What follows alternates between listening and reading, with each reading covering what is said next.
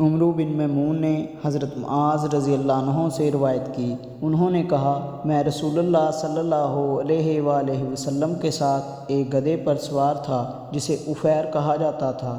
آپ صلی اللہ علیہ وآلہ وسلم نے فرمایا، اے معاذ، جانتے ہو بندوں پر اللہ کا کیا حق ہے اور اللہ پر بندوں کا کیا حق ہے؟ میں نے عرض کی، اللہ اور اس کا رسول زیادہ جاننے والے ہیں۔ آپ صلی اللہ علیہ وآلہ وسلم نے فرمایا، بندوں پر اللہ کا حق یہ ہے کہ وہ اس کی بندگی کریں، اس کے ساتھ کسی چیز کو شریک نہ ٹھہرائیں، اور اللہ پر بندوں کا حق یہ ہے کہ جو بندہ اس کے ساتھ کسی چیز کو شریک نہ ٹھہرائے اللہ اس کو عذاب نہ دے۔